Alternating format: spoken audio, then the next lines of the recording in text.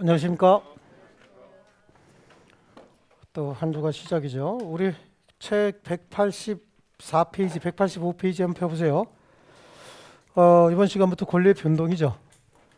우리 지금 민법에 민법 총론을 공부했고, 그 다음에 이제 권리에 관해서 권리 주체하고 권리 객체했습니다. 여기까지가 이제 민법 총칙 24문제 중에서 12문제 정도가 지금 해결이 된 거야. 적게 나오면 10개, 제대로 나오면 12문제 정도까지 이제 여기서 해결이 됩니다. 자, 권리의 변동이라고 하는 거, 권리 주체, 권리 객체까지 했으니까 권리가 어떻게 발생, 변경, 소멸하느냐라고 하는 권리 변동도 해야 되죠.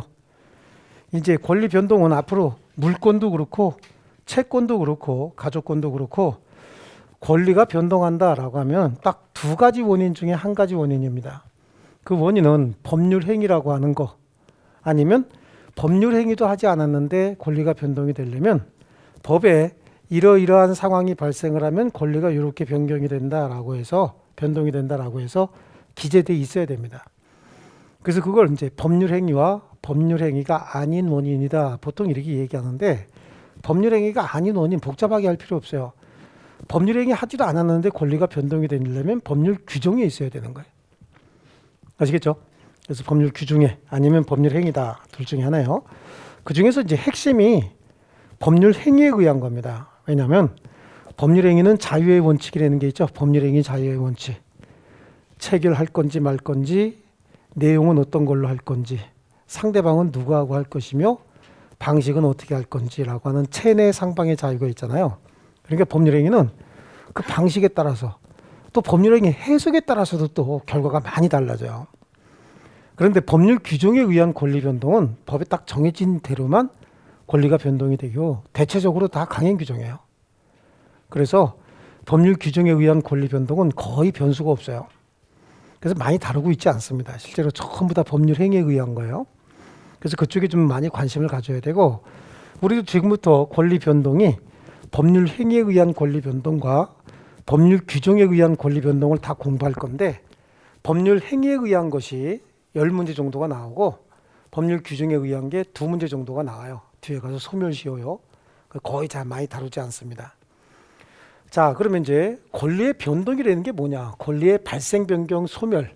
즉 권리자 입장에서는 권리자가 권리를 득하고 또 권리를 다른 사람에게 변경시켜 주니까 그 권리가 소멸하고, 그럼 다른 사람 입장에서는 권리를 득하는 거죠. 그래서 이걸 통칭해서 그냥 권리의 발생, 변경, 소멸이라고 하고, 사람 시각으로 봤을 때 그걸 득실 변경이다, 이렇게 얘기를 합니다. 그래서 그 모습을 보면요, 어떤 사람이, 갑이라고 하는 사람이 자기 땅에다가 건물을 신축을 했습니다. 그럼 신축했으면 이 건물에 대한 소유권을 취득을 하죠. 그 전에 소유자가 있었어요, 없었어요?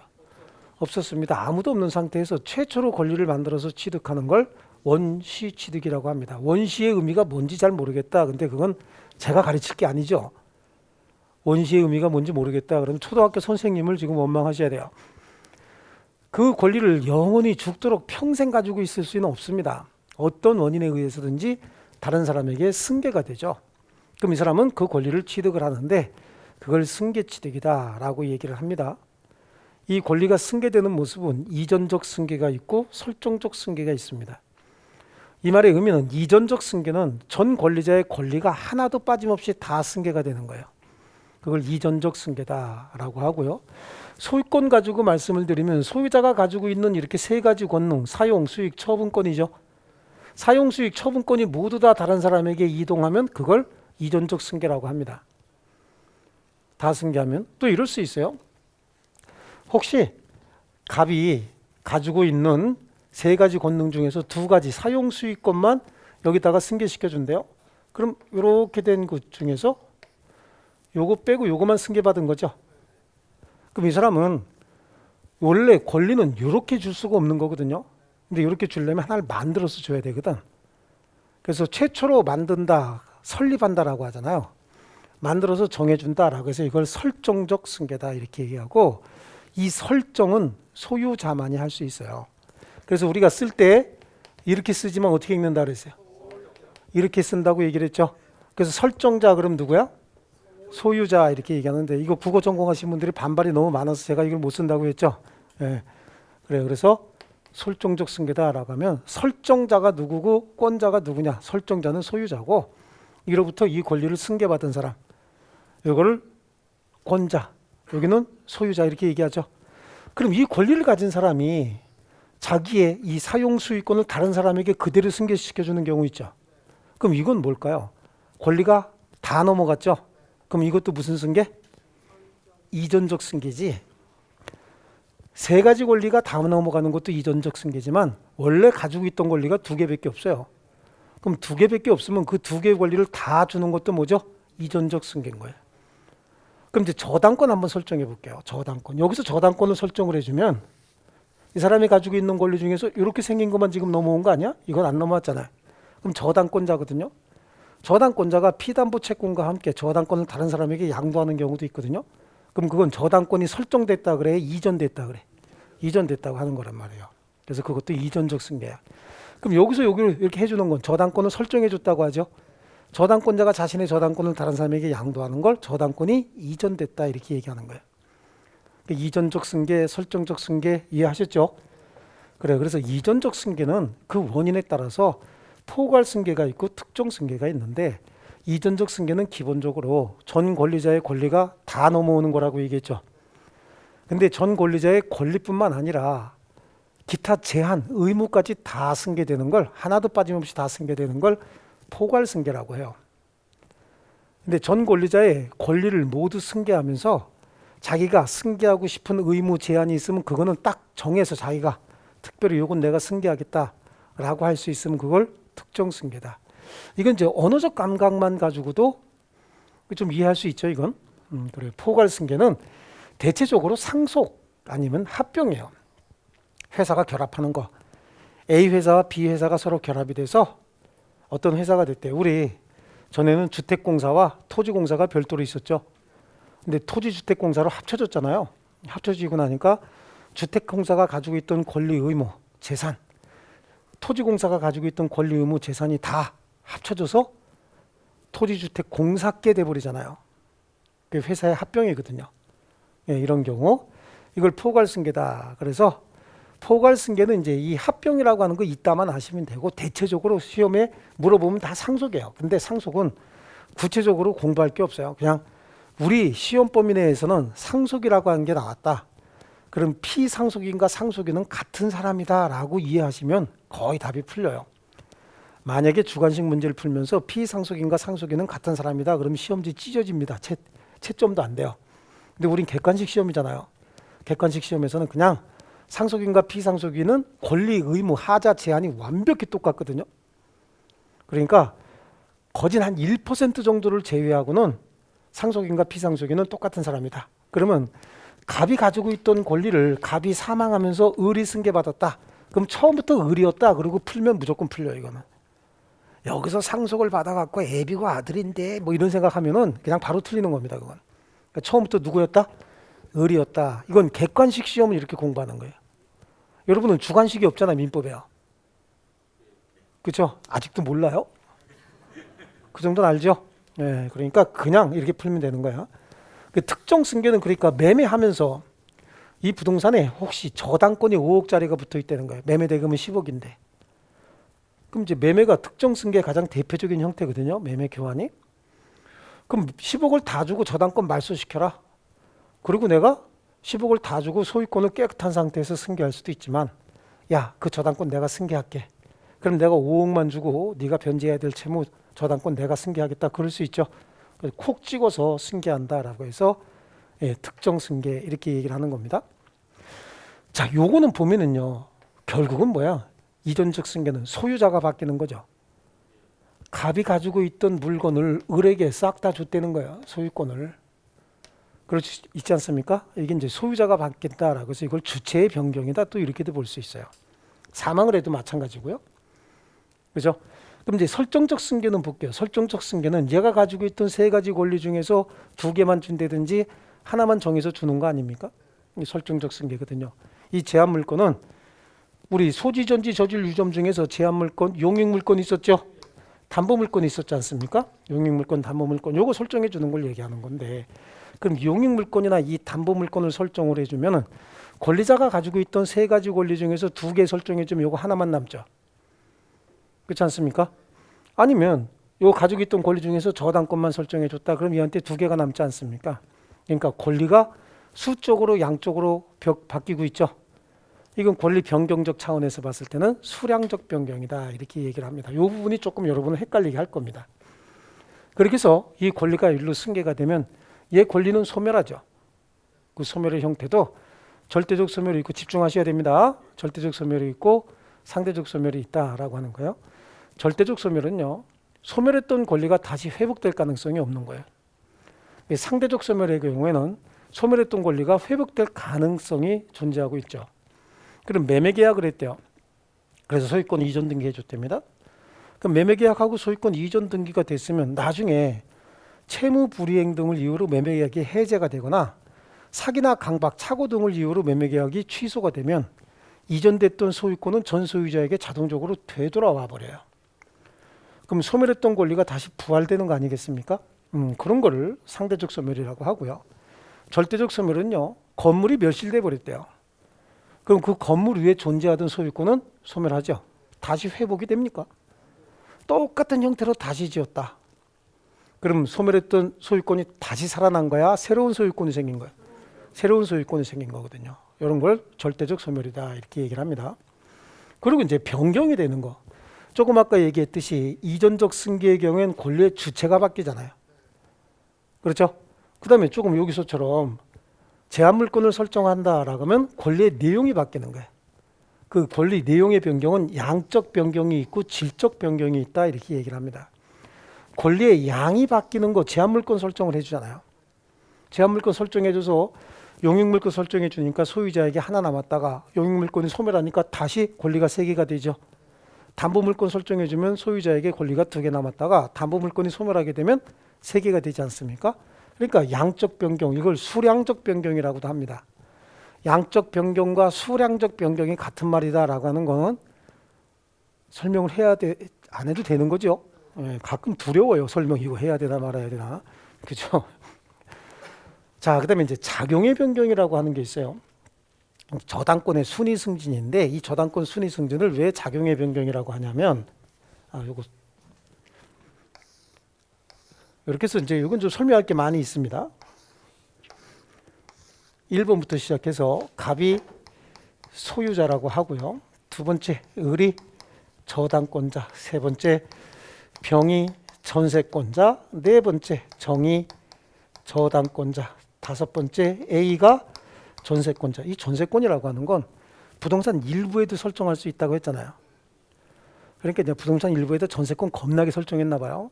그럼 뭐 이런 데다가 이렇게 해서 3층 집인데 여기만 주인이 살고 여기 이렇게 나눠서 전세권 설정할 수 있는 거 아닙니까? 이게 전세권 잔뜩 설정해 줬나 봐요. 그다음에 6번에 B도 저당권 가지고 있고 7번에 C도 전세권 가지고 있다라고 하는 거예요. 이때 이제 여기 전세권이든 저당권이든 전부 경매를 실행할 수 있는 경매 실행권을 가지고 있는 권리들이에요. 누가 경매를 실행하든 말소 기준 권리는 최선순위 저당권이에요. 쫓아해 보세요. 뭐라 그랬죠?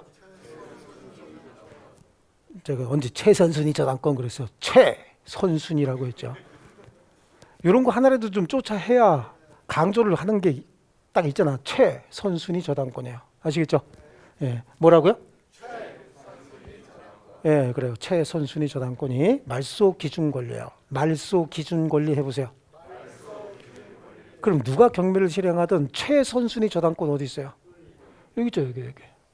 얘가 기준이 돼서 말소 기준이 돼서 밑에 있는 권리 싹 다 소멸하는 거예요. 하나도 빠짐없이 싹. 물론 이거 지워지죠.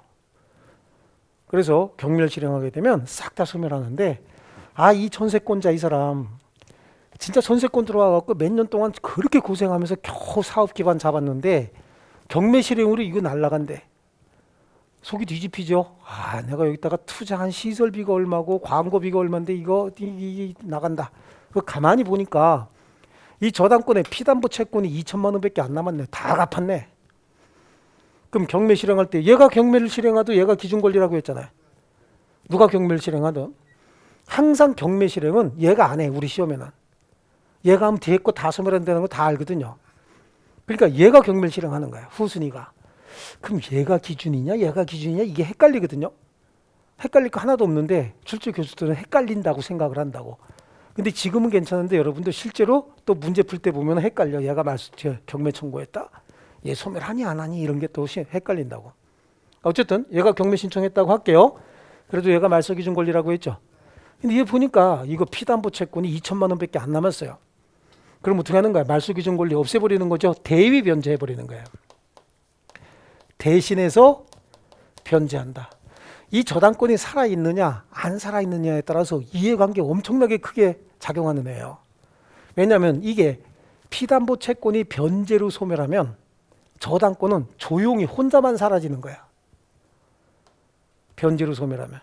그래서 이 저당권이 조용히 혼자만 사라지면 최선순위 저당권이 어떤 게 됐어요? 정의돼 버리죠. 요게 싹 조용히 없어지면. 그럼 얘는 어때요? 얘보다 빠르잖아. 그렇죠? 제한물권 상호간에는 성립한 순위에 의해서 보호 여부가 결정이 된다. 앞에서 배웠잖아요. 그러니까 결국은 얘가 말소 기준 권리가 돼버렸다? 그러면 이 권리는 소멸합니까? 안 합니까? 안 하는 거죠. 그럼 여기 2천만 원 변제했다 그랬잖아. 2천만 원 변제한 건 얘 다른 재산 압류해서 받으면 되는 거예요. 일반 채권으로 해서. 아시겠죠? 얘 지위를 대신할 수도 있지만 여기 이제 소멸시켜 버리는 거니까 대위 변제해서 없애버리고 얘 다른 재산 압류해서 또 받을 수 있거든요. 그러면은 병 입장에서 봤을 때는 이거 없애버리는 게 훨씬 낫죠. 그래요. 그러니까 이게 만약에 말소 기준 권리인 경우에는 얘는 소멸하지만 이게 말소 기준 권리가 아니고 요게 말소 기준 권리가 됐대요. 그러면 저당권만 볼게요. 저당권만. 얘가 1순위 저당권이었다가 2순위 저당권, 3순위 저당권이었잖아. 그런데 요게 소멸하니까 얘가 1순위 저당권이 됐죠. 저당권의 순위가 어떻게 된 거야? 승진했지. 외국 애들은 1에서 2로 올라가는 게 승진인데 우리는 어때? 1 좋아하잖아요. 그래서 2위에서 1위로 올라갔대요. 그럼 저당권 순위가 승진됐죠. 예, 이런 걸 작용의 변경이다. 그럼 얘는 대항력이 생겨버렸잖아요. 이게 말소 기준 권리일 때는 대항력이 없기 때문에 소멸해야 되는데 이게 말소 기준 권리가 돼버리면 대항력이 생겨버린다고. 소멸하지 않을 권리가 생긴다고. 이걸 뭐라 그래요? 작용의 변경이다 라고 해서 저당권의 순위 승진이 가장 일반적인데 어떤 학자들은 이 저당권의 순위 승진 이거를 수량적 변경으로 해석하시는 학자들도 있어요. 에듀윌 유료 회원만의 명품 자료 서비스.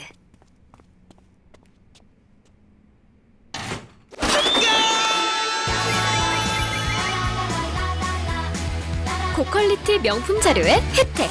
오직 에듀윌 유료 회원에게만. 에듀윌.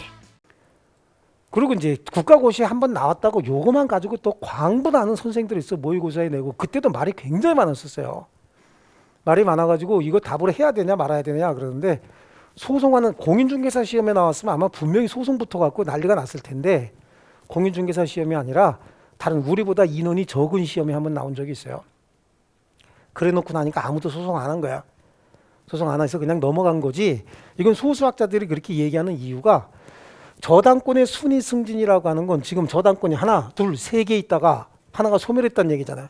그럼 저당권 몇 개 남았어요? 2개 남았다 그래서 권리의 양적 변경으로 해석하시는 분이 있다고. 이해하셨습니까? 그렇게 하시는 분도 있는데 소수학자들이에요. 그런데 그때 그 시험에는 완전히 틀린 게 들어가 있었어요. 완전히 지문 5개 중에서 완전히 틀린 게 하나가 있고 조금 애매하게 분쟁이 있을 만한 거 하나가 있다. 그럼 어떤 거 골라야 돼? 나는 10이 붙을 거야. 그래서 좀 이상한 거 고를 겁니까? 그 사고방식 아주 안 좋은 사고방식이거든. 그래서 그냥 넘어갔던 거지 그게 완전히 맞았다는 아니었다고요. 그리고 중개사처럼 인원이 많은 시험 같으면 분명히 그건 소송 들어가요. 그래서 결판을 냈을 텐데 그냥 넘어갔어. 한 4,000명 보는 시험이다 보니까 그냥 넘어갔어요. 그리고 1차가 쉬워갖고 한 2,000명 붙고 나니까 나머지 떨어지신 분들도 거의 과락으로 막 이렇게 떨어지고 하다 보니까 하나 더 맞는다고 해서 합격이 뭐 이렇게 달라지고 그러지 않으니까 그냥 넘어간 거예요. 그래서 그렇지 이거는 소송하면 아마 분쟁이 분명히 생길 수가 있어요. 근데 제가 장담하는데 여러분 시험에는 이거 내용의 변경으로 안 나와요. 근데 모의고사에는 나올 가능성이 있어요. 아시겠죠? 예, 그것만 좀 신경 쓰면 되고 나머지는 여기 있는 대로 하시면 돼요. 여기서 우리가 신경 써야 될 거는 말이죠. 요게 여러분을 헷갈리게 하는 게 여기 제한 물건을 설정하잖아요. 용익 물건이나 담보 물건 설정하는 거 있죠. 이건 권리의 설정적 승계라고 했죠. 권리의 설정적 승계인데 권리자 입장에서 봤을 때는 권리가 양이 바뀌는 거잖아. 양이 바뀌는 거잖아. 그래서 용익 물건 설정에 보면은 지상권, 지역권, 전세권 있죠. 저당권, 질권, 유치권 있잖아요. 여기서 주로 유치권이나 전세권, 지상권, 지역권 이런 걸 갖고 물어봐. 지상권을 설정을 했다 그럼 제일 먼저 떠오르는 게 설정적 승계밖에 안 떠오르는데 설정적 승계는 권리의 양적 변경에 해당하죠. 권리의 양적 변경에 해당하는 건 뭐죠? 권리의 내용의 변경이다. 그래서 내용의 변경으로 더 많이 물어봐요. 문제를 쉽게 낼 때는 설정적 승계로 물어보고 조금 어렵게 낼 때는 권리의 양적 변경은 내용의 변경이 들어가는 거잖아요. 그래서 내용의 변경으로 또 많이 물어본다. 아시겠죠? 요거 좀 헷갈리게 하고 그 다음에 나머지는 다 원시 취득입니다. 뭐라 그랬어요? 다시 한번 해보세요. 예, 원시 취득 요거만 좀 잘 아시면 여기는 크게 틀릴 내용 없습니다. 자, 그리고 동영상으로 보시는 분들이 자꾸 이제 물어보세요. 정말 줄친 것만 해주시면 공부하면 됩니까? 딴 데서는 전혀 안 나옵니까? 라고 하는데 딴 데서 왜 안 나와? 나와요. 줄 안 친 거에서도 나오는데 줄 친 것만 열심히 하시면 합격권 내에 들어간다. 그러니까 그것만 열심히 하자는 얘기야. 여러분 암만 열심히 해도 여기 총칙, 물권, 채권 다 들어가 있는데 이거 9개월 만에 무슨 내가 마스터한다 이거 절대 있을 수가 없어요. 그러니까 우리는 60점 맞고 넘어가자 그런 얘기예요. 그러니까 제가 줄 쳐준 것만 열심히 하시면 70점까지는 최소한 확보가 충분히 되니까 그거 열심히 하라는 얘기고 딴 데서 전혀 안 나옵니까? 막 이러면서 무슨 도박하듯이 물어보시면 안 돼요. 아시겠죠? 딴 데서 나옵니다. 나오는데 줄 친 것만 100% 알면 70점 정도는 나올 것이다. 60점은 넘길 것이다. 충분히 넘긴다는 얘기예요. 자, 그래서 185페이지에 보니까 권리의 변동이랑 권리의 발생, 변경, 소멸을 총칭한다라고 두 번째 줄이 있죠. 그냥 그거 됐어요. 줄 칠 거 아니야 그거는. 줄 안 치는 거고 권리자 입장에서 봤을 땐 그걸 권리의 득실 변경이다라고 얘기를 해요. 거기에 그 권리 변동의 모습에 권리의 득실 변경이 보이시죠? 그 다음에 나머지 여기서 설명했으니까 밑에 나오는 권리의 발생 중에서 동그라미 1번 원시 취득 보이시죠? 원시 취득이라고 했지 않습니까? 그거는 동그라미 기역의 두 번째 줄에 이렇게 보시면 그건 참고사항이야. 줄 치는 게 아니라 내용에 있어서 종전에 없던 권리가 새로 발생하는 걸 얘기하는 거야. 아시겠죠? 참고사항이고 이제 우리가 줄 쳐야 될 건 신축 건물의 소유권 취득이에요. 신축 보이십니까? 건물을 새로 만들어서 소유권 취득했어요. 그 다음에 취득 시효 보이시죠? 그 다음에 선의 취득이 있죠. 무주물 선점이 보이죠. 선점. 유실물 습득이 보이잖아요. 그 다음에 매장물 발견 넘기고 선부가 보이죠. 선부. 첨부요? 원래 선부야. 선부. 선부였는데 아니야. 두 개가 추가되니까 첨부가 된 거야. 그래서 보니까 세 개잖아. 세 개. 부합, 혼화, 가공이죠. 원래 뭐였다고요? 선부였다고. 그러니까 첨부라고 써 있어도 우리 뭐라고 읽어야 돼? 선부 이렇게 읽어야죠. 선부. 자, 거기까지 보니까 전부 시옷 들어가죠. 원시 취득이라고 했던 이유 아시겠죠? 거기 들어보세요. 잠깐 해서 그냥 거기 들어요. 다 했어요. 여러분 머릿속에 다 들어가 있어. 그죠? 자, 원시 취득 제가 원시 취득 불러볼게요. 무주물 선점 원시 취득입니까 아닙니까? 원시 취득이죠. 취득 시효나 시효 취득 같은 말이거든요. 시효 취득은 원시 취득이 아니에요. 원시 취득이죠. 그래요. 그다음에 선의 취득은요. 원시 취득이죠. 신축은요. 원시 취득이잖아. 유실물 습득은요. 원시 취득이거든. 된 거야. 그냥 시키는 대로 하면 머릿속에 이미지가 형성화돼서 골라낸다니까. 아시겠죠? 그러니까 원시 취득이라고 그런다고 앞으로는. 뭐라고? 원시 취득이요. 아시겠죠? 근데 시험에 상속 나오니까 상속 그러고 틀린 사람이 있다니까. 아니 암만 그래도 상속이 원시취득이겠어? 아버지 거 승계받는 게 상속 아닙니까? 그럼 그건 승계취득이지. 그냥 시옷 들어가니까 다 그냥 상속 잃어버리고 답 없네 이렇게 해서 시험에 나왔어요. 우리 시험에 그대로. 아시겠죠? 여러분 조금 헷갈리게 하는 게 이제 중간에 보면 매작물 발견 보이죠? 뭐요? 중간에 니은의 두 번째 줄 중간에 딱 매작물 발견 보이잖아요. 매작물을 발견한다라고 하는 건 매작물. 내 땅에서 내가 매작물을 발견하면 이건 다 내 거예요. 남의 땅에서 내가 매작물을 발견하면 반씩 갖는 거예요. 발견자와 소유자가 반씩 갖는 겁니다. 이것도 이제 원시취득이긴 해요. 매작물 발견. 그 시옷 안 들어갔죠? 그러니까 신경 안 써도 된다고. 시옷 안 들어갔으니까. 아시겠죠? 뭘 신경 쓰지 말라 그랬죠? 매작물 발견, 그죠? 그럼 또 신경 쓰더라고. 이렇게 해서요. 아시겠죠? 그 다음에 나오는 게 이제 인격권과 가족권의 취득이잖아요. 자, 인격권 보세요. 자연인의 인격권은 출생에 의해서 인격권을 취득을 하죠. 출생과 함께. 법인의 인격권은요. 법인을 설립해야 생기는 거잖아요. 승계 취득일 수가 있을까요? 가족권이나 인격권의 취득이 승계 취득일 수가 있어요? 출생 아니면 법인을 새로 설립한 건데 승계 취득이 있을 수가 없죠. 합병 원시 취득이에요. 승계 취득이 아니라. 합병도 새로운 법인이 생기는 거야. 법인을 만들어서. 아시겠죠? 재산은 포괄적으로 승계되니까 전 소유자와 새로운 소유자가 같은 사람으로 취급하라 그랬잖아요. 그래요. 그러니까 이것도 원시 취득으로 취급하는 거야. 회사가 합병이 돼도. 이해되셨어요? 새로운 법인격이 생기는 거야. 토지공사하고 주택공사가 합쳐졌죠. 그럼 토지주택공사가 생겼는데 토지공사법, 주택공사법이 없어지고 폐지가 되고 토지주택공사법이 새로 생긴단 말이에요. 새로 생겨서 토지주택공사가 된 거야. 아시겠습니까? 이것도 원시취득일 수 있고요. 또 혼인에 의해서 가족권 취득하잖아. 혼인. 배우자권 언제나 원시취득이죠. 배우자권 승계 취득할 수 있을까? 아니 결혼했다가 이혼했대.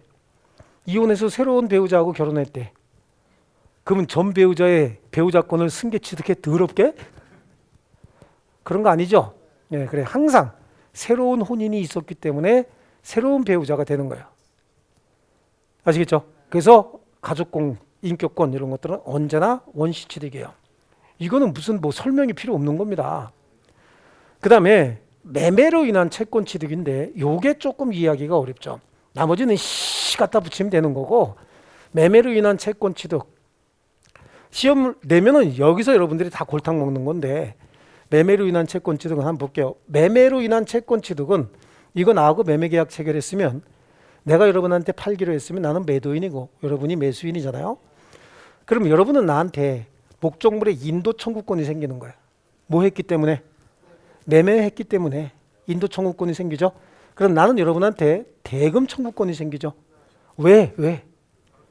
매매했으니까 매매라고 하는 법률 행위를 했기 때문에 여러분은 나한테 목적물의 인도 청구권이 생기고 나는 여러분한테 대금 청구권이 생기는 거예요. 그래서 서로 대금 받고 목적물 인도해 줬어요. 그럼 여러분은 소유권 처음 취득한 거죠. 나는 대금에 관한 권리를 취득한 거예요. 그걸 나한테 다시 판다고 생각해 보세요. 다시 팔려면 새로운 매매 계약 해야 되지. 새로운 매매 계약을 했기 때문에 나는 또 목적물 인도 청구권이 생기고 여러분은 나에게 대금 청구권이 생기는 거라고. 그걸 내가 여러분한테 다시 판다고 생각해 보세요. 그럼 매매 계약 새로 해야 되죠?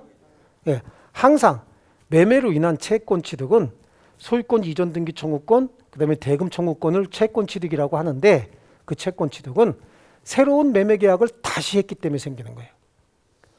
그렇지 않습니까? 내가 여러분한테 팔았다가 여러분이 나한테 다시 팔 때도 매매 계약 다시 해야 될 거 아니에요. 가격이 달라질까요? 똑같을까요? 달라지겠죠. 새로운 합의가 있어야 된다고. 그래서 항상 매매로 인한 채권 취득은 항상 원시 취득이에요. 이해하셨습니까? 그럼 거기 있는 건 니은만 보시면 돼요. 니은만 보면 웬만하면 다 해결되는 거예요. 자, 그러면 다시 한번 우리 관념적으로 니은은 쉬 들어가네, 그죠? 신경 안 써도 되는 건 뭐 있었죠? 매장물 발견이 있었죠. 그 다음에 인격권과 가족권 취득은 언제나 원시 취득이다. 이거 신경 쓸 거 없네. 그거는 당연한 거고. 그럼 매매로 인한 채권 취득만 조금 신경 쓰면 되겠네, 그죠? 매매로 인한 채권 취득. 아, 요거는 새로운 매매 계약을 해야 되기 때문에 항상 원시 취득이다. 아시겠죠? 뭐 승계 취득은 특별히 볼 건 없고요. 다음 페이지 넘어가시면요. 186페이지에 디귿의 설정적 승계 있죠? 설정적 승계. 이건 저당권, 디귿에 보이시나요? 저당권을 설정하거나 지상권, 지역권 이런 거 설정하는 거 얘기하는 거예요. 근데 거기 조그마한 글씨 한번 봐봐요. 단.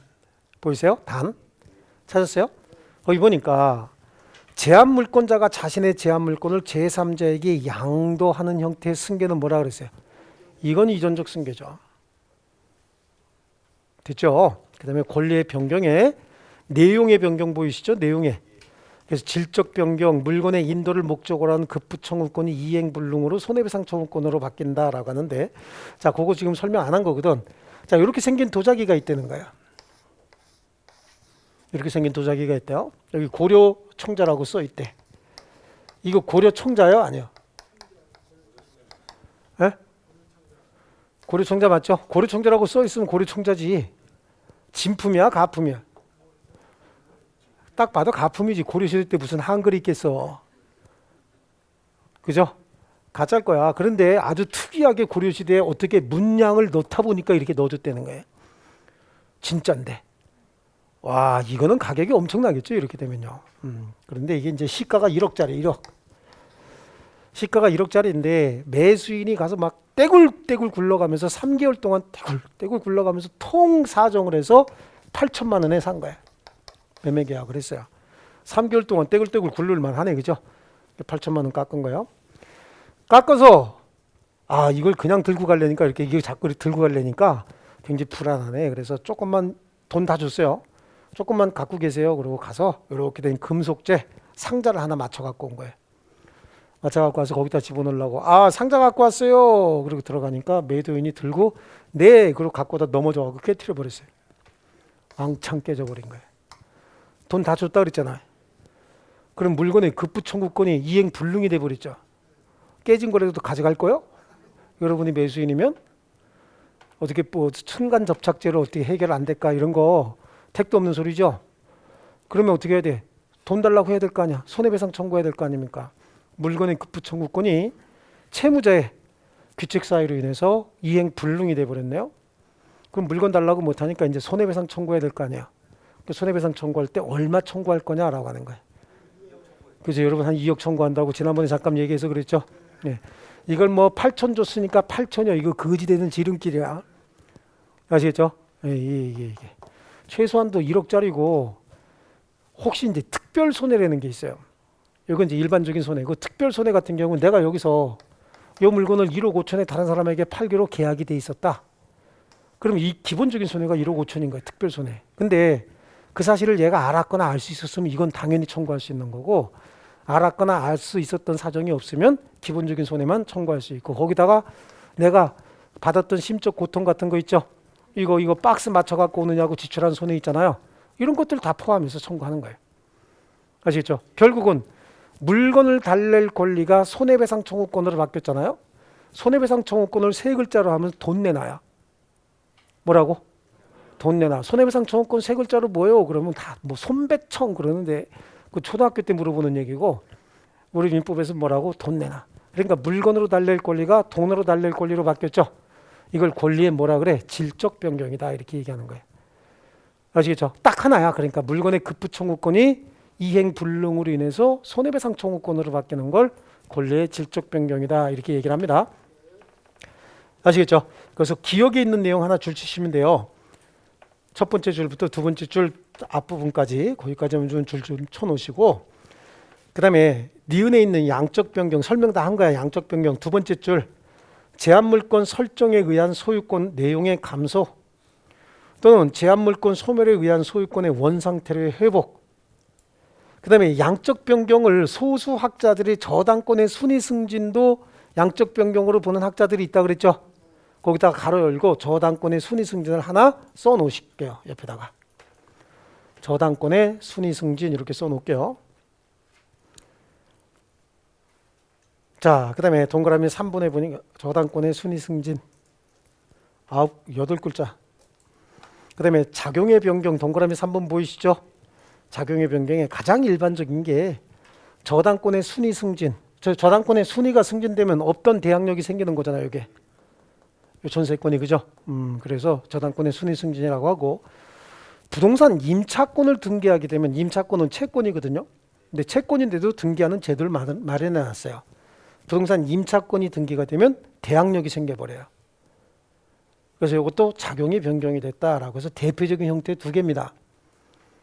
아시겠죠? 근데 임차권 등기는 아직 안 배웠잖아요.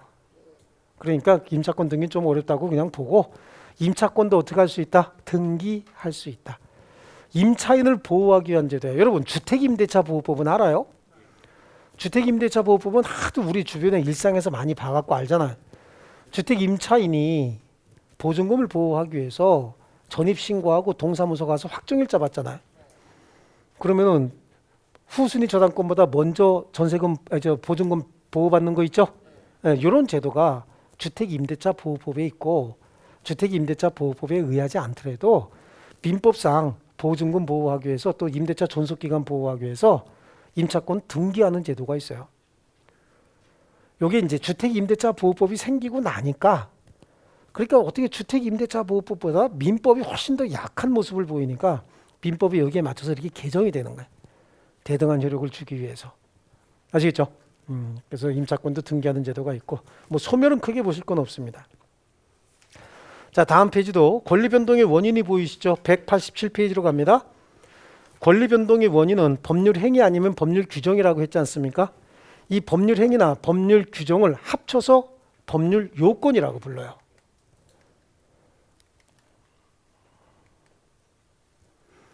자, 여기 한번 볼게요. 권리변동의 원인을 합쳐서 뭐라고 부른다고요? 법률 요건이다. 이렇게 불러요. 이 법률 요건은 두 가지가 있습니다. 이 법률 요건 여기 볼게요. 법률 요건은 법률 행위와 법률 행위가 아닌 원인을 법률 규정이라고 해요. 법률 행위와 법률 규정이다라고 하고요. 법률 행위는 우리가 보통 법률 행위 그러면 계약이라고 인식하면 90% 이상 포함되는 거라고 얘기했잖아요. 그럼 우리가 계약하려면 시익 보고 눈빛으로 통하고 그럼 그거 계약돼요? 안 되죠. 어떻게 해야 돼? 사실래요? 10,000원입니다. 살게요? 10,000원에. 저는 정보가 곧 합격이라고 생각해요. 기출문제 특강이나 모의고사 자료집을 주시는 것도 좋았고 그 중에서 제일 좋았던 건 교수님의 쪽집게 정보였어요. 약간 합격을 위한 종합 패키지 선물을 받는 그런 느낌? 애들 유료 회원 꼭 추천합니다. 이게 의사표시죠. 그러니까 이 법률행위라고 하는 게 있으려면 반드시 뭐가 있어야 돼? 의사표시가 있어야 된다고. 의사표시가 있어야 법률행위가 만들어지는 거예요. 의사표시 없이는 절대 법률행위가 만들어지지 않습니다. 그러니까 우리 시험의 포인트는 여기거든요. 여기. 이거거든요. 그래서 여기를 중심으로 해서 모든 게 다 전개가 되는데 법률행위는 반드시 의사표시가 있어야 됩니다. 근데 법률 규정에 의해서 권리가 발생, 변경, 소멸할 때는 의사표시가 필요가 없어요. 의사표시 아닌 기타 여러 가지 사실들이 법률 규정에 부합이 되면 그 내용에 따라서 법률 효과, 즉 권리가 발생, 변경, 소멸하는데 이쪽에 간단하게 설명을 할게요. 오늘도 아침에 우리 그 아파트 같은 동에 젊은 아이인데 항상 보면은 늦게 들어와 갖고 사이드 브레이크를 채워놓고 죽어도 전화 안 받는 애 있어요. 차 빼려면. 그 오늘 아침에도 그 차 빼느냐고 실갱이 하다가 또 전철 타고 왔거든. 근데 이제는 하도 그러니까 걔 작전이 성공한 거야. 하도 그러니까 그냥 다들 또 이 차야? 그냥 가더라고. 차 세 대도 내 차도 빼야 되고 옆에도 하나 빼야 되는데 양쪽에 조금씩 걸려 있으니까 그 사람들이 얘 안 나와요. 그러니 그냥 가더라고. 그냥 빨리빨리 택시 타고 가야 되겠다. 저도 빨리 전철역으로 택시 타고 또 빨리 왔는데 그러더라고. 만약에 정말로 악수고 하려면 걔가 질서 위반했죠. 질서 위반해서 우리가 차를 못 뺐잖아. 그리고 택시 타고 나왔죠. 그래. 그럼 손해배상 청구권이 생기는데 그건 민법에 규정이 없어요. 민법에 규정이 없으니까 손해배상을 청구 못해. 손해 엄청나게 생겼잖아요. 그렇잖아요. 택시 타야지. 거기다가 또 시간 늦었지. 막 허겁지겁 막 뛰어다니다 또 넘어지기도 하고 그럴 거 아닙니까? 손해는 분명히 생겼는데 손해배상 청구할 수 있는 민법에 근거가 없어요. 그러니까 손해배상 청구할 수 있어요, 없어요? 없어요. 근데 만약에 그 친구가 그 차로 우리 차를 건드렸다는 거예요. 그 차가 깨졌다는 거죠. 아니면 그 친구가 차를 세워놓으니까 우리가 연락하다가 연락이 안 되니까 차 빼고 나오다가 이게 차를 건드렸다는 거예요. 개차를. 그럼 민법상 뭐야 그게? 불법행위가 되는 거예요. 의사표시는 없었죠. 고의 또는 과실에 의한 위법행위로 제3자의 재산적 손해를 가해버렸잖아요. 그럼 그건 뭐가 돼? 불법행위가 된다라고 법률 규정에 나와 있고 그러면 손해배상을 청구할 수 있는 근거가 있어요. 뭐 여기서 또 감정이 앞서면 아니 걔가 거기다가 사이드 브레이크 안 채워놨으면 뭐 어쩌고저쩌고 하는 건 감정이고 우리 감정인 거고 그건 연속극 너무 많이 봤을 때 그런 감정이 먼저 생기는 거고 법률 규정에 걔가 사이드 브레이크 채워놓은 거 그래서 차를 못 뺐다라고 해서 손해배상 청구 규정이 없으면 손해배상 청구 못하는 거예요. 그거는. 하지만 그거를 피하려고 노력을 하다가 어떻게 돼 보니까 잘못해서 건드려서 걔 차를 망가뜨렸다. 그럼 걔는 불법행위를 이유로 법률 규정의 불법행위를 이유로 불법행위 요건에 맞았잖아. 의사표시는 하지 않았죠. 하지만 고의 또는 과실에 의한 위법행위로 제3자 재산에 손해를 가했죠. 그럼 그건 우리 민법에 뭐라고 돼 있어요? 불법행위라고 돼 있고 불법행위의 경우에는 손해배상 청구권이 생겨버린다고. 이해하셨습니까? 그래요. 어떻게 보면 우리가 감정적으로 생각하면 사이드 브레이크 채우는 놈이 더 나쁜 놈으로 느껴지죠. 뭐 신의칙 여러 가지로 생각해도 나쁜 놈처럼 느껴지잖아. 근데 신의칙을 적용하기 좀 곤란해요. 그건. 어쨌든 간에. 기계적으로 사실 미국 같은 데는요. 사이드 브레이크 안 채워놓죠. 그래서 이렇게 밀어갖고 사고 생기면 100% 같아. 걔 책임이에요.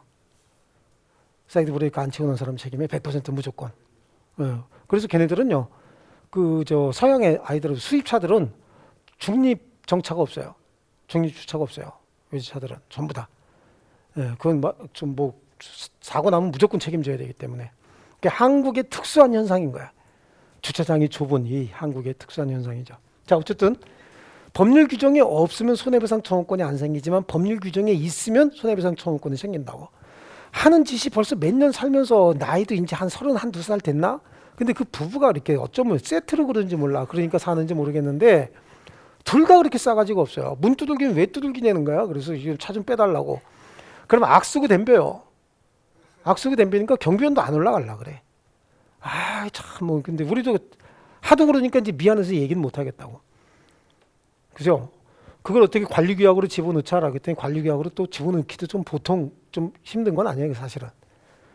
하지만 그걸 피하다가 그 차를 건드리면 손해배상 청구 대상이 돼버린다 그랬잖아요. 그러니까 법률 규정이 있을 때만 해당하는 거예요. 하지만 계약자의 원칙상 의사표시에 의해서 법률행위가 형성이 되고 그 내용에 따라서 권리가 발생, 변경, 소멸한다. 조금 아까 매매했잖아, 매매. 그렇죠? 매매 말고 우리 가위바위보해서 업어주기 하자고. 가위바위보해서 업어주기 합시다. 좋아요. 의사표시 있었죠? 그럼 뭐 해야 되는? 가위바위보 해야지. 해서 이긴 사람이 업어줘, 진 사람이 업어줘. 그거는 약속하기 나름인 거예요.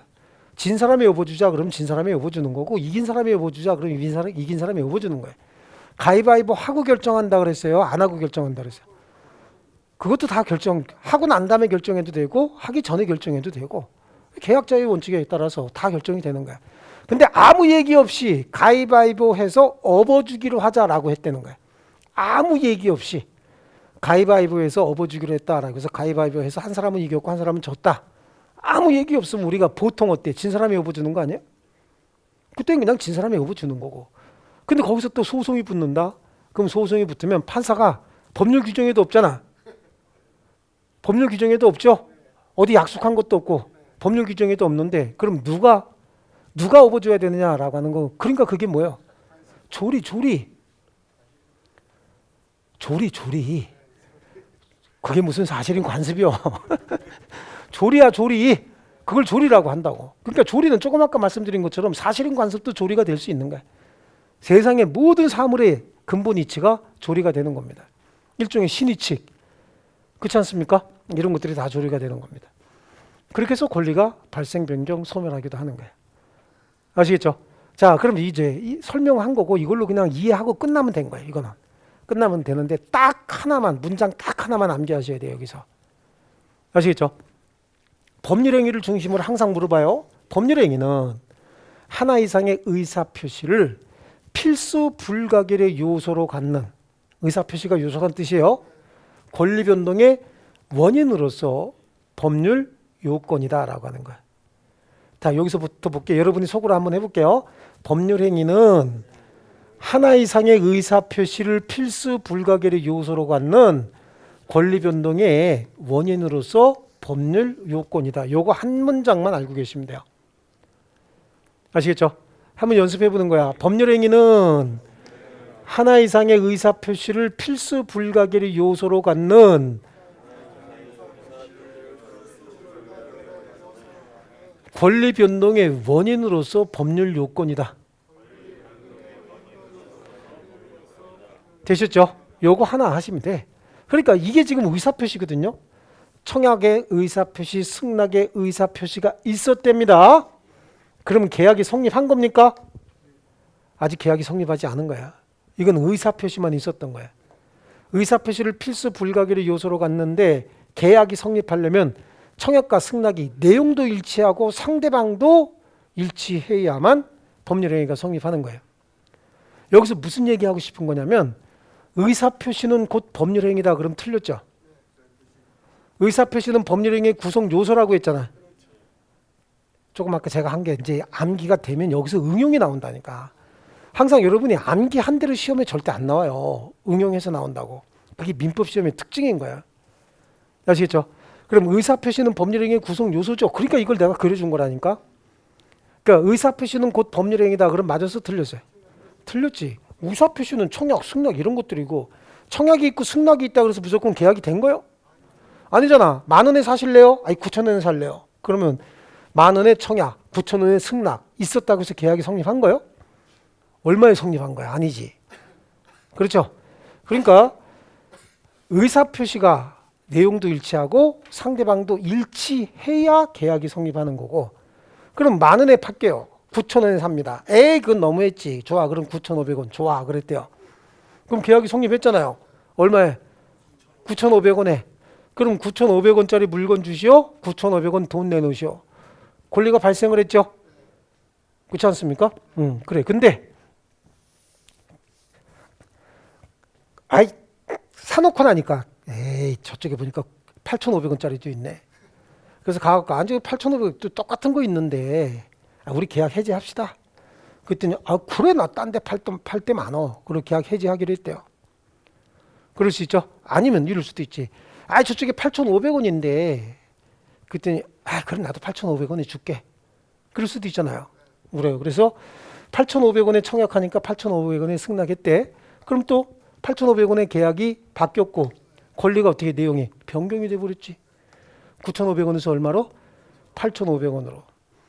그래서 사놓고 나니까 제가 왜 깎아주나 그랬더니 거의 망가지기 직전이네. 한 대번 쓰면 그냥 완전히 다 날아가게 생겼다는 거야. 사기를 이유로 원래 목적물에 그런 하자가 있으면 통지해 줘야 되거든요. 이제 통지 안 해줬다. 사기를 이유로 계약을 취소합니다. 그러면 상호간의 권리 의무는 어떻게 됩니까? 소멸해 버리는 거지. 이거 다 의사표시잖아요. 그죠? 여기서 이제 예외 하나를 말씀드릴 거야. 의사표시는 곧 법률행위입니까? 의사표시는 지금 물어보는 거. 의사표시는 곧 법률행위입니까? 아니죠. 의사표시와 법률행위는 다른 거잖아. 근데 의사표시가 곧 법률행위가 되는 경우도 있어요. 어떤 게 그래? 단독행위가. 아시겠습니까? 자, 그러니까 순서대로 하셔야 된다고. 순서대로. 시험에 나오는 건 의사표시는 곧 법률행위다. 그런 건 틀렸다야. 틀렸다가 다른 거야. 이해하셨습니까? 의사표시는 법률행위가 되는 경우도 있다. 그런 건 단독행위 때문에 그런 거기 때문에 그럼 그건 맞는 지문이지만 의사표시는 곧 법률행위다. 그럼 틀린 지문이라고. 그럼 질문 분명히 들어온다고. 그럴 수도 있는 거 아닙니까? 그러니까 그럴 수도 있으니까 시험에 나오는 패턴대로 공부하시라고. 이해하셨습니까? 자, 좋습니다. 자, 그래서 이걸 법률행위의 구성 요소, 원인, 결과 이랬는데 그냥 우리 공부한 것만 해요. 법률행위는 하나 이상의 의사표시를 필수 불가결의 요소로 갖는 권리변동의 원인으로서 법률 요건이다. 그리고 이게 응용이 된 게 그러니까 의사표시는 법률 행위다 아니다. 아니다죠. 아니다. 다만 의사표시가 곧 법률 행위가 되는 경우도 있다. 자, 이걸로 우리 책으로 가요.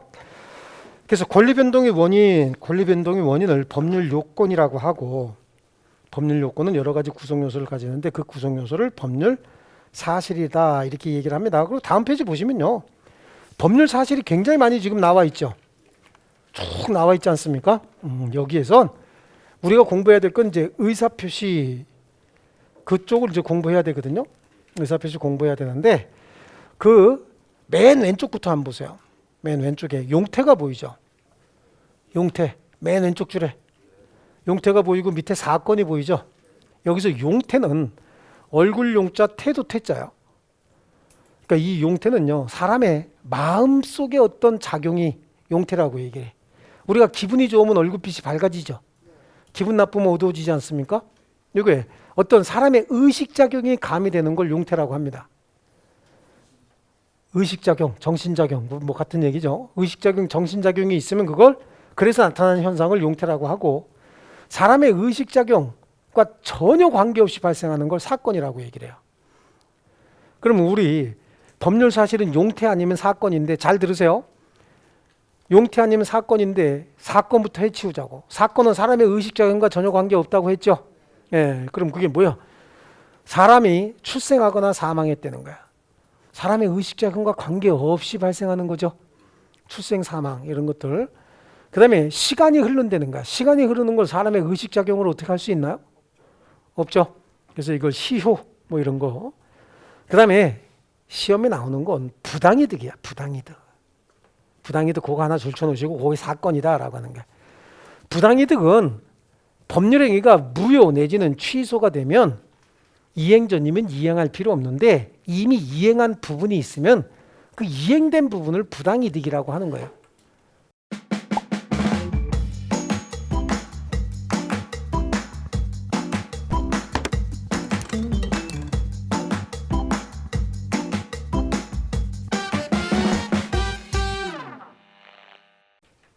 그죠? 부당이득. 아니 그냥 동그라미 하나 쳐놓고 설명 들으셔야 돼요. 제 설명을 가필하다 보면 진짜 중요한 거 다 잊어버린다고 했죠. 예, 그냥 설명 듣고 집에 가서 설명을 떠올리시는 공부가 가장 좋아요. 부당이득은 매매계약이 무효 또는 취소가 됨에 따라서 이행전이면 이행할 필요 없는데 그러면 안 주고 그냥 서로 끝내면 되는데 이미 줬던 거 있잖아요. 이런 것들이 이제 부당이득이 됩니다. 이 부당이득은 반환 의무가 발생을 해요. 아시겠죠? 근데 이제 반환의 범위가 부당이득을 취한 자가 선이냐 악이냐에 따라서 선의의 경우에는 현존 이익만 주면 되지만 악의의 경우에는 받은 이익에 이자 붙이고 손해까지 다 배상을 하는데 언제나 부당이득 반환의 의무가 발생하는 건 아니에요. 그래서 반사회적인 행위로서 이득이 생겼다라고 하면 그건 또 반환 청구 못하는 경우도 있어요. 첫 계약을 체결하면서 첩에게 선물 줬다. 나중에 첫 관계 끝나면서 돌려달라고 못한다고요. 그렇죠? 이렇게 얘기하는 게 가장 임팩트 있게 들어가더라고. 아시겠습니까? 그렇게 해서 사건에서는 그 부당이득 잘 보시면 되는 거고 그럼 이제 용태만 남았네. 그죠? 용태는 사람의 의식작용이 가미된 거라고 얘기했죠. 여기 의식작용 용태는 외부적 용태와 내부적 용태 이렇게 나눠져요. 한번 볼게요. 내부적 용태는 속에 있는 꿍꿍이가 내부적 용태야. 머릿속에 있는 꿍꿍이. 속으로만 알고 있는 거지. 피식피식 아무도 안 보는 데서 실실 웃고 이렇게 하는 거예요. 이게 내부적 용태인데 내부적 용태는 선이 악이 뭐뭐를 알았느냐 몰랐느냐라고 하는 거 선이 악이 있죠. 좋은 놈 나쁜 놈이 아니야. 그리고 저거를 신뢰했느냐 안 했느냐라고 하는 건 자기 마음속에 혼자만 있는 거잖아요. 이걸 내부적 용태 줄칠 거 없어요 거기. 예. 혼자 자꾸 줄치시고 그러지 마시고 그렇게 얘기를 해도 자 그럼 외부적 용태는 바깥으로 나타나는 거예요. 자기 의식작용이 바깥으로 나타나는 걸 외부적 용태라고 한다고. 아시겠죠? 그 바깥으로 나타나면 둘 중에 하나지. 적법행위 아니면 위법행위. 바깥으로 행동으로 나타나니까 그 행동이 적법할 수도 있고 위법할 수도 있고 둘 중에 하나잖아요. 그럼 위법행위부터 보면은 위법행위는 채무불이행과 불법행위예요. 위법행위는 뭐하고 뭐 있다고? 채무불이행과 불법행위. 지금 암기 안 되는데 한 바퀴 돌면 이거 암기 되니까 걱정하지 말고, 원래 이거 전에는 11, 12 과정에서 안 해서 한 바퀴 돌면 그 다음 과정에서 한다라고 했는데, 예, 이게 또 이제 막 모의고사 나오기 시작하면 여러분이 막 스트레스 받고, 또 이번 과정은 왜 이렇게 문제풀이 먼저 이렇게 하려고 하시는 분들 어디서 훈책구에다가 문제풀이 자꾸 하시려고 하는 분들이 있어갖고 미리 좀 알려드리는 거예요. 그러면 외부적 용태는 적법행위 아니면 위법행위라 그랬죠. 위법행위는 채무불이행 아니면 불법행위예요. 아시겠죠? 채무불이행은 채무를, 의무를 이행해야 할 자가 그 책임 있는 사유로 의무를 이행하지 않고 있는 거. 이거는 원래 채무는 이행해야 되는 거잖아. 근데 이행하지 않았으니까 이걸 위법행위라고 하고, 불법행위는 고의 또는 과실로, 고의 과실 다 들어가요. 제3자에게, 다른 사람에게 재산상 또는 신체상 손해를 가하면 그게 불법행위인 거예요. 뒤에 가서 배우면 충분히 알 수 있어요. 그러면 위법행위 빼고 나면 적법행위죠. 적법행위는요, 법률행위와 똑같이 생겼는데 법률행위가 아닌 걸 준법률행위라고 해요. 아시겠죠?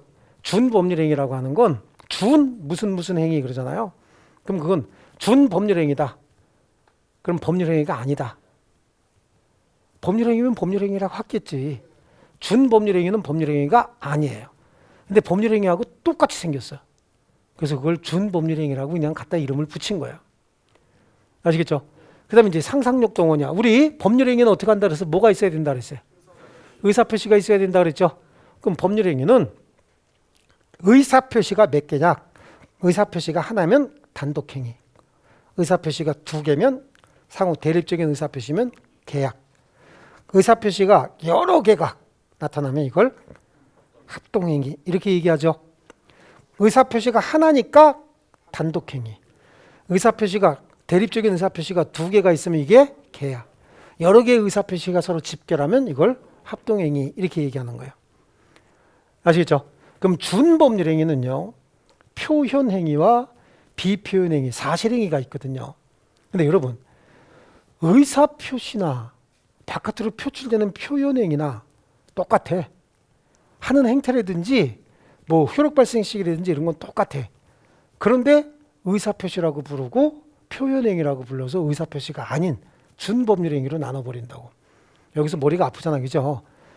자, 우리 의사표시는 법률행위를 구성하고 있고 의사표시 내용에 따라서 법률 효과가 달라져요.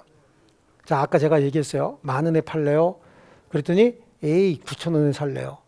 그랬더니 10,000원에 팔겠다는 의사표시 있잖아요.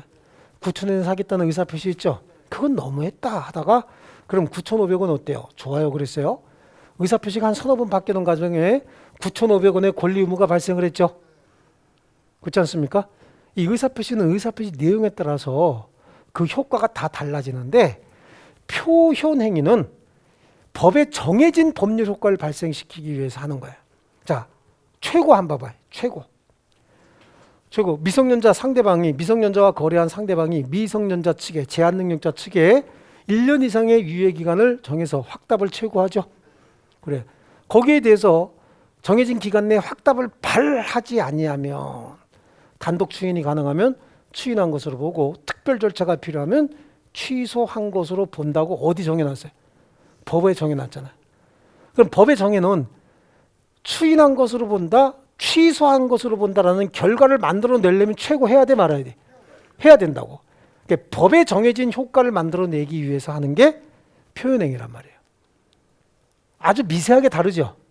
예, 지금 이거 공부하는 것 자체가 무리는 무리야. 그런데 조금 이따가 이제 암기하기로 하고 제가 하고 싶은 얘기는 요거예요. 지금 표현행위는 의사표시하고 똑같이 생겼죠. 그렇지 않습니까? 예, 의사표시하고 똑같이 생겼어. 그래서 의사표시에 관한 민법 규정, 다른 말로 법률행위에 관한 민법 규정은 표현행위에도 그대로 적용돼요. 이해하셨습니까? 예, 좀 어렵죠? 좀 어려우니까 원래는 요번 과정에서 안 하는 건데 제가 설명했다고 했어요. 우리 책으로 가서 표현행위에 의사의 통지와 관념의 통지 있죠? 의사의 통지와 관념의 통지 그걸 묶거나 네모로 이렇게 쫙 묶어 놓으세요. 그리고 암기하는 방법이 있어요. 암기하는 방법. 자, 거기 보니까 의사의 통지 있죠. 의사의 통지. 의사의 통지는 의사에다가 한번 밑줄 쳐봐요. 의사. 자, 의사들은 우리한테 뭐든지 하지 말래죠. 예? 저도 그래. 맨날 술 먹지 말래. 지난 토요일 일요일도 대학 동문회 가갖고 술 겁나 먹었어요. 그러다가 죽는데. 근데 아우 술 먹으니까 얼마나 컨디션이 좋은지 어저께 마누라가 술 못 먹게 해갖고 술 못 먹고 있다가 동문회 가갖고 그냥 왕창 먹었더니 막 날아갈 것 같아. 오늘 컨디션 좋아 보이지 않아요? 아, 엄청 먹으니까. 의사들은 무조건 하지 말라는 거야. 그래서 최고로 거절 잘하시는 분들이 누구요? 의사야. 이해하셨습니까? 최고로 거절 잘하시는 분들이 의사다. 혹시 여러분 가족 중에 의사가 있으면 그분만 빼고요. 자, 그 다음에 관념의 통지는 내가 알고 있는 사실을 누구에게인가 알려주는 거야. 관념이 뭐야? 내 머릿속에 있는 사고방식이거든요. 이걸 관념이라고 하는데 이걸 누구에게인가 알려주는 걸 관념의 통지다 이렇게 얘기를 해요. 자, 그럼 거기 보시면 뭐뭐에 대한 승인. 그래, 네가 요청한 거 내가 인정해줬다. 승인. 그 다음에 표시. 대리권 수요했다라고 하는 걸 외부에 알리는 거 표시. 통지, 보고, 공고 이런 거 있죠. 이걸 다 관념의 통지다 이렇게 얘기를 합니다. 아시겠죠? 그거는 암기하시고 밑으로 쭉 내려가면 판례가 있잖아요. 밑에 판례 보이세요? 준법률행위 중 의사의 통지나 관념의 통지에 대해서는 법률행위에 관한 규정이 유추 적용된다 이렇게 돼 있죠. 그럼 법률행위 대신 들어가는 게 대리라고 하는 말이 들어갈 수도 있고 의사표시라고 하는 말이 들어갈 수도 있단 말이죠. 아시겠죠? 그럼 거기에 준법률행위 중 의사의 통지나 관념의 통지 그 말 대신 뭐죠? 최고나 또는 거절이란 말 나올 수도 있잖아요. 그죠?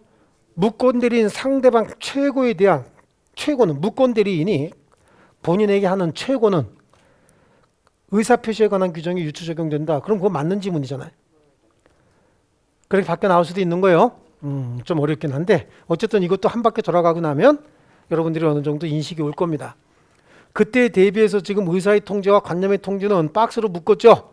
묶고 밑에 있는 판례 준법률행위 중 의사의 통지나 관념의 통지는 대리에 관한 규정 또는 법률행위에 관한 규정 또는 의사표시에 관한 규정이 유추 적용된다. 그거 줄쳐놓으면 되는 거예요. 시험에 필요한 건 그거야. 그럼 딴 건 다 필요 없다. 그럼 우리 의사의 통지와 관념의 통지하고 밑에 있는 사건의 부당이득은 사건이다. 그죠? 부당이득은 사건이다. 사람의 의식자금과 전혀 관계없이 발생하는 사건이다. 이해하셨죠? 아니 부당이득은 자기가 의도했던 거 아닙니까? 예, 자기가 부당이득을 의도했으면 그건 불법행위예요. 내가 부당이득을 얻으려고 의도했으면 그건 불법행위인 거예요. 부당이득은 법률행위가 무효 또는 취소가 되는 바람에 생긴 게 부당이득입니다. 자기 의식과 전혀 관계없어요. 의식적으로 얻으려고 그랬으면 그게 뭐다? 불법행위가 되는 겁니다. 이해하셨죠? 자, 우리 25회에 시험 나온 거 한번 보이시죠? 뭐 찾으래요? 예? 그거 봐. 틀릴 자격을 갖췄다니까. 어떤 분 아까 맞출 자격 갖춘 분 있어. 원시 취득. 그렇게 하라 그랬잖아요. 그럼 건물에 뭐 있어? 그 신축 나왔죠?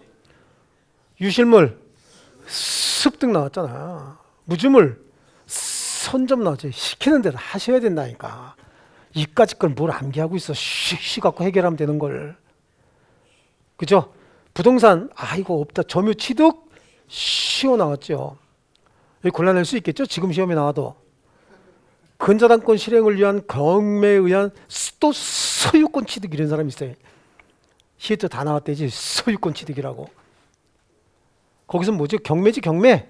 경매는 매매예요. 매매. 우리끼리 매매하는 걸 그냥 매매라고 하면 법원에서 우리 대신 매매해 주는 걸 뭐라 그래? 경매 이렇게 얘기하는 거예요. 이게 매매입니다. 이해되셨죠? 뭐 기타 법률 요건 그건 필요 없고요. 쉬었다가 법률행위 일반 요거 할게요. 이제 구체적으로 법률행위 요거 공부하는 거예요. 요거. 아시겠죠? 이게 제일 중요하다고 말씀드렸어요. 자, 좀 쉬겠습니다. 주택관리사 합격! 에듀윌 합격 패스!